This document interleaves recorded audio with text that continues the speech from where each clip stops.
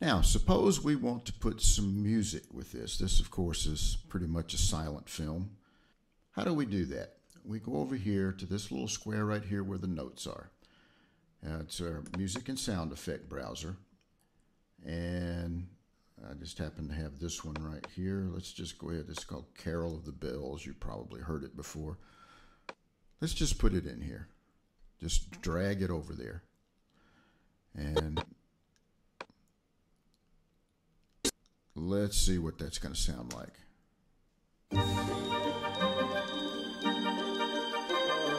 Hark how the bells, sweet silver bells, all seem to say, throw cares away. Christmas is here, bringing the cheer to young and old, meek and old. Ding dong, ding dong, that is a song which of the ring or caroling. One seems to hear words of the cheer from. Well, it might not be the most appropriate song for that, but you see how to do it. That's all you really have to do is find a song and drag it in. And you can edit that any way you'd like to. You can take little bits and pieces of it. You can make it louder, softer. That make it softer. You can make it louder. Ouch. That was a little too loud. Ouch, that hurt my ears. So now that we've added our music to the clip, we're going to get rid of our music and sound effects browser, and we're going to go 3 boxes to the right to that weird looking one.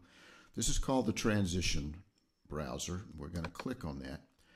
And transitions are little gimmicks that go between clips. You've seen them in TV all the time. They're wipes, dissolves.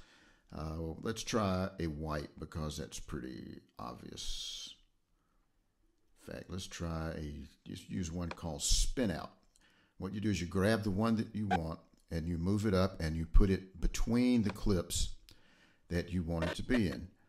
And you'll see this little blue box right here. You'll see it right now. It's set for 1 second, which is probably pretty good. So we'll leave it at 1 second. You can adjust a couple of the other things too. You can also change the transition here if you want to by clicking on that box, and you can click on something different, but let's leave it at spin out. I kind of like that idea. So you can tell as I skim across this now, if you'll watch the viewer, you'll see that it starts doing something odd. Now if I play it back at full speed, you'll see it do this.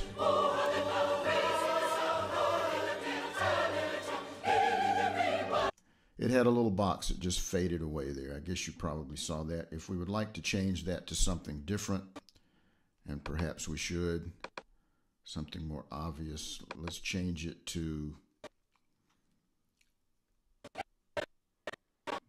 mosaic. That's one that we really can't miss. Let's try this one.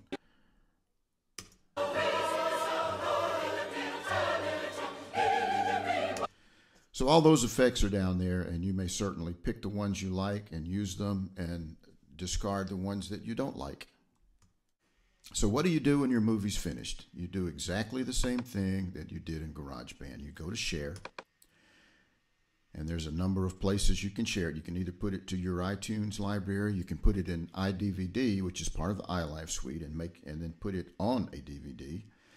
You can send it to, well, MobileMe doesn't really exist anymore, or at least it won't for much longer. You can send it to YouTube, to Facebook, any number of things. You can export it, just save it to your disk. You can do any or all of those things with your movie if you would like to. And that's it for this lesson. We're going to start advanced editing and learning a little more about the movie world in the next couple of units.